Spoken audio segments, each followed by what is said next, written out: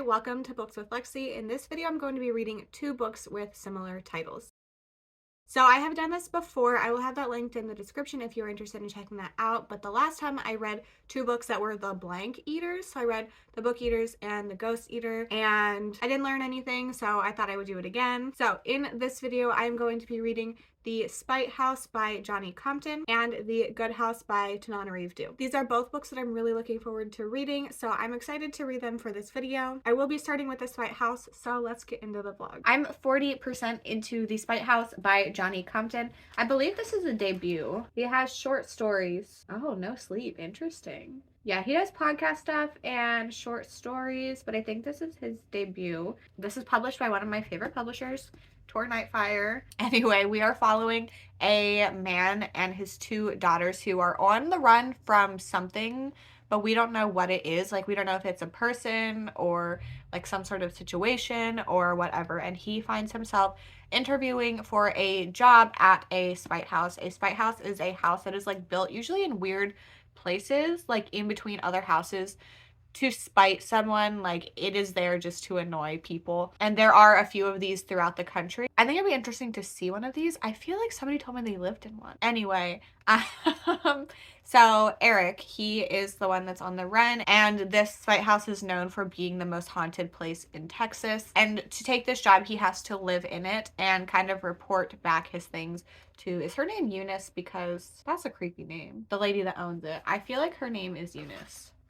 So we are getting the perspective of Eric and also both of the daughters, Des and Stacy. Her name is Eunice. So sorry to anyone named Eunice, but it is a creepy name. So we are following these characters before they even get to the spite house. I really like these characters. I think there's some interesting things going on, and the way that the haunting stuff is taking place is very interesting. Well, there are like typical things, and then there's some other things that I was not expecting, and I'm really liking it. We know that like there have been multiple caretakers of this house, and they all like end up kind of going mad. They end up leaving and changing all their phone numbers,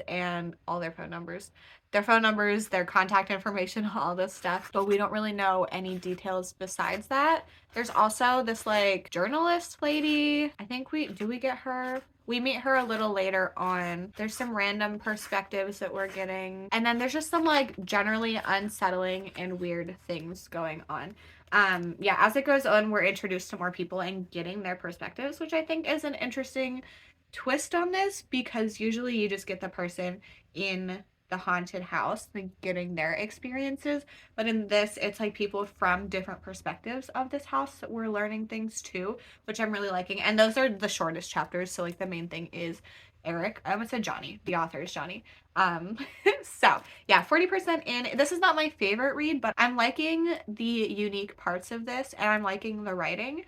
So I think right now it'll probably be 4 stars, but it's still at the point where I could give it 5 stars at the end, so I'm very excited to continue. So I have finished the Spite House. I was actually going to update you last night. So last night I got to 70%, and then I was laying in bed, so I stopped, and I was going to update the vlog this morning, and then I accidentally started listening to it to see where I was in the book, and I just got sucked into it again. I really, really love this book. I'm going to give it 5 stars. I think it was such an interesting take on a haunted house story. I really like the writing in here. This is a slower moving book. It deals a lot with like family and grief and just like traumas that go with those things. And I thought that like it was such an interesting take on the haunted house story. And like there was a twist in here that I was like, wait, did they just, what? And then like it was confirmed, and I was like, oh my God. Like, I wasn't expecting it. I really, really like this. It's definitely not fast-paced. A lot of times I really love books that are ridiculous and over the top and fast-paced and have so many twists, and this was not that book, but I think it was done so well. Like, I'm really happy that I read this. I will say it is deceptive. This book does not look that big, but the audiobook is so long because the print is fairly small. But yeah, I will 100% read from, I almost said Eric. That's the main character's name. Did I do this already? I think the first time I wanted to call the main character Johnny. Anyway, I will 100% read from Johnny Compton again. I'm going to be buying myself a copy for my shelves. I think this was a great amount of creepy and interesting and just like a lot of things to think about. But I will say this like wasn't scary. So absolutely so glad I read this.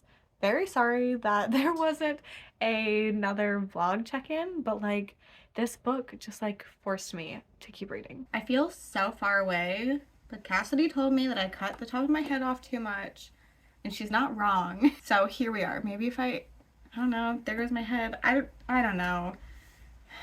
Anyway, I am, I think 30, maybe 38% into The Good House by Tananarive Due.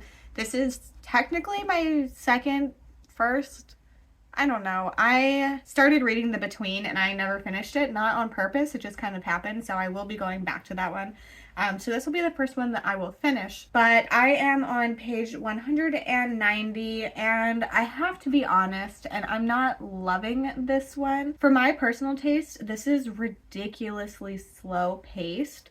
I feel like everything that has happened up until this point could have been cut in half at least. I just don't understand why it's been so slow.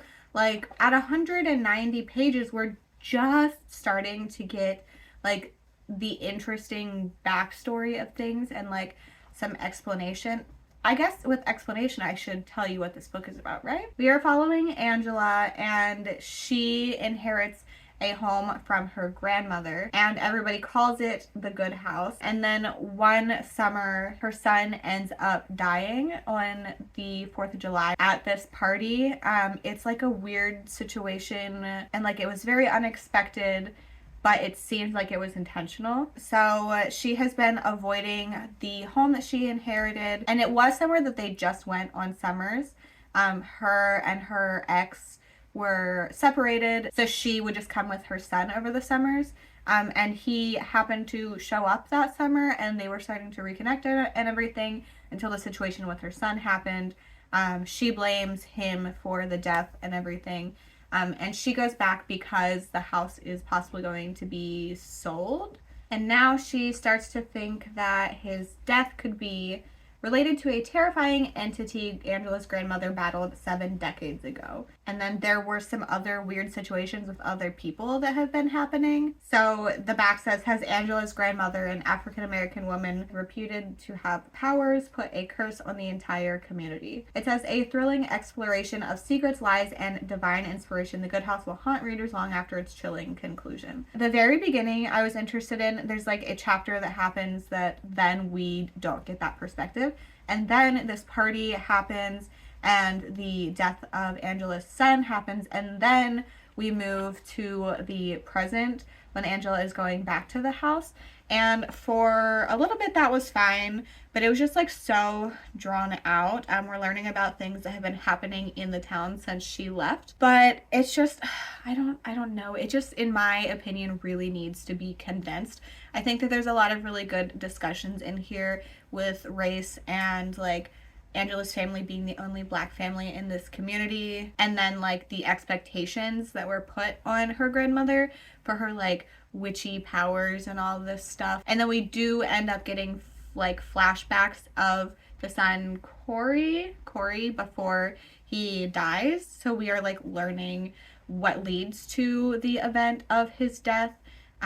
So it's a lot of like interesting things that are happening, and we just got a reveal which was like the start of what led to the death, and I like it. I really am just struggling with the pacing of this. So right now, like if I had to rate it at this moment, it would be 3 stars. It does have the potential to still get 4 stars if it keeps moving at a quicker pace.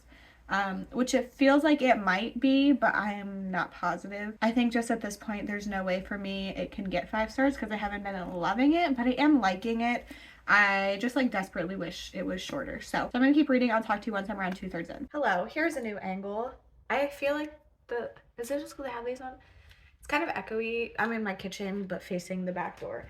Anyway, I am here because Bowser is outside and I have to stand here because he's gonna bark at the neighbor's dog. Anyway, I am 69% into The Good House, and I'm liking the direction it's going in, but like, wow, this book is way too long for me. I think that I could love this if it was cut in half. But I'm not loving the pacing of it. And the pacing has been this way the whole time. So it's not like it's a weird pacing. It's just like not what I want.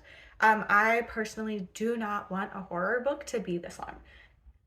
I just don't, because that's not who I am as a person. And then there's like this side romance that I'm not loving. Actually, I'm disliking it. It's just like, it's annoying to me. And I think the reason I'm disliking it is because it's just adding to the length and I don't care about it. Like, I just want the horror stuff. So, and I'm still having issues with like the foreshadowing at the ends of chapters, because it's not like it's like setting up the next chapter all the time. It's like something in the future. So it's just not my favorite thing. So I am liking the main plot, but I'm not liking the length and the romance. And I think that's probably mostly because it's adding to the length. But I'm just like, I don't need a sex scene in this book. I just don't. And like, that's great that it's in here for other people, but I'm just like, get to the point, because you're talking too much for me personally. So that's it. I'm gonna finish this book. It is currently, I don't know what time it is. The power went out and I didn't reset any of the clocks. It's like, I think 10:30-ish. And I have at my listening speed 2.5 hours. So I don't think I'm gonna finish tonight. I'm currently on sprints for Escape the Readathon, and I don't know how much longer I'm gonna stay because I'm trying to get on a somewhat acceptable sleep schedule. I think also I wish that more things happened in the house and the house was more like a part of this book. Like, it is, but it's not like a character. But for some reason, I just want it to be slightly different. So that's it.